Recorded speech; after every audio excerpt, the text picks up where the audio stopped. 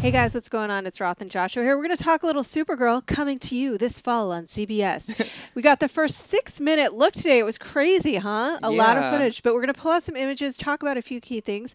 This is little Cara's origin here. The first thing that I want you to explain to the people, Joshua, they probably already know, but how is it that she is younger than her cousin and yet landed when she was older? Explain. I do not know yet, but we've seen like in the comics like various origin stories for how this happens. One thing is that she like gets sort of lost in space and is sort of almost suspended in animation. So Clark lands as a baby, grows up to be Superman, and then she's found. So when she shows up, she's a teenager, even though technically she's older than him, right. Her older cousin, which is kind of weird, but it would work. I'm sure they'll explain it in some weird way. And she'll have a little more memory of Krypton. So talk about this here. So her ship lands on Earth, and then we go forward.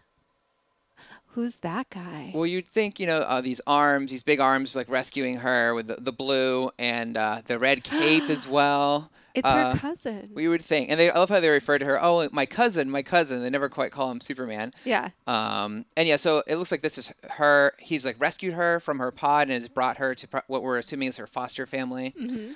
And somehow he felt her presence. I don't know how he knew she was there. Well, I'm sure if something's like crashing onto Earth, right, he might be aware of it somehow and like and he's like, oh, look, a little Kryptonian baby with my family crest on her chest. What a coincidence. So let's talk about this. This is where it gets a little bit, it's interesting because it's kind of a Devil Wears Prada type feeling to this part of the trailer, but let's talk about the Kryptonian Wears Prada. So this is Cat Grant, played by Callista Flockhart, who we know as Ally McBeal back in the day. And in the comic book, she started out as like a gossip columnist for the Daily Planet, and she went on to become like Superman's love interest and grown to have her own sort of like media entity.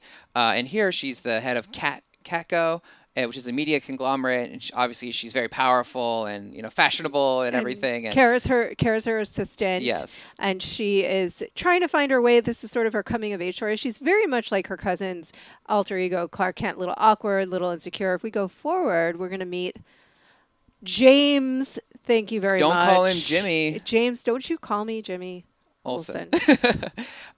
Which is. I suppose we could just point out, they cast a very handsome, hunky black guy. Super hot. Instead of a small, like, nerdy nerd guy, like white nerdy guy. So it stands to reason, like, what are they doing with this character that recalls for such a different casting choice? It's a larger conversation that obviously we want to have right here, but this is our look at him, and, he looks the part, of sort of like an older photojournalist. Well, he looks more like he's going to play the role of mentor here, right? And so, I mean, if he was sort of the sidekick to her cousin, he's more of a mentor to her, and that's why you mentioned earlier maybe he just evolved, maybe he just sort of grew up a little bit and became more manly, started working out. Yeah, and you can see she's holding a picture there. That's the picture he took of Superman, the first picture of Superman. He won a Pulitzer for it. So yeah, he's a seasoned photographer that we know from the Daily Planet, but now he's here at CatCo with Cara. Plane. This is a nice little reference, her saving the plane. Talk about that a little bit. Yeah, in the first Superman movie with Christopher Reeve back in the day, he saved that plane. It looks like her big first super heroic act will be saving the plane. I like that she has a struggle to save it. You know what I mean? She's like, you got to be kidding me, and she has to like angle it through the bridge. Yeah, I mean, right out of the gate, she's taking on a big thing. She's trying to save her earthly sister here. I believe it was her sister who was on this plane. Yeah, Alex Danvers, and we'll see her in a second. This is cool. And then I hope she says something like, statistically, the flying is still the safest way to travel. Okay, so this is her her sort of friend, potential paramour. He's asking her out, but he's also potentially... I would say he might potentially be the Toy Man, because his name is Winslow Schlott. They call him Win, is his name in the show, but that's the name of the Toy Man, who makes like dangerous, deadly toys. He's a longtime Superman nemesis, and he turns out to be a really crazy guy. So we've seen this on The Flash, where they sort of have characters that we know eventually become either villains or heroes, right? Yes. But that they're not there yet. Right, like a big example being Killer Frost, like Caitlin Snow. Who's a good guy right now, but could she become a back? Could he one day become a nemesis of hers? Or maybe it could be like his father or something. Turning him down. Oh, could you imagine? I don't think. Okay, so this is a little nod to one of the original costumes, which she's not in favor of. The headband and everything. It shows 80s. The evolution, of her costume. But she is in great shape. She looks gorgeous. She looks good there. And this is sort of the next iteration of a little more. I wouldn't say functional, but a little more, I don't know, sensible. We're thinking that they're explaining it with her tie to fashion. Maybe Right. she wants to like look good and look iconic. I mean, she's super normally like Black Widow, for example, cannot fight in a skirt 'cause she has to do all these martial arts and stuff. Nobody can fight in a skirt. Right. But I think she could get away with it if all, I mean, here's me trying to explain it, is that she's super and she doesn't need all this. Nothing can she can't really get hurt down as easily, right? Yeah. She doesn't need armor because she's impervious, protection. as we see in the trailer. She's bulletproof. And then there's just the same thing. No red S yet, but there she's adding the cape, so you can see her piecing the costume together.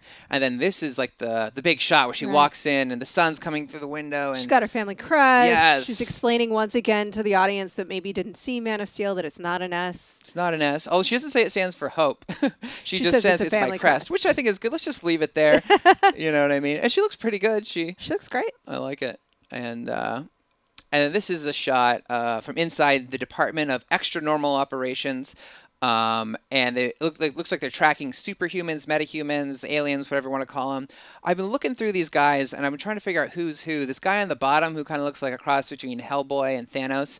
I think he might be Parasite. He looks a little bit like the Thing. Little bit. Not a lot. Wrong universe, yeah. I know. Maybe the upper left guy is Parasite. Just say what he looks like. Yeah. And maybe the middle guy, he's really pale and kind of gaunt. He could be like Atomic Skull. Part of me wants to say Banshee, but that's a woman. I don't know. So, bottom line is there's a lot of supervillains for her to fight. The bottom line is that there's a lot of extra humans that the government is dealing with. Yeah.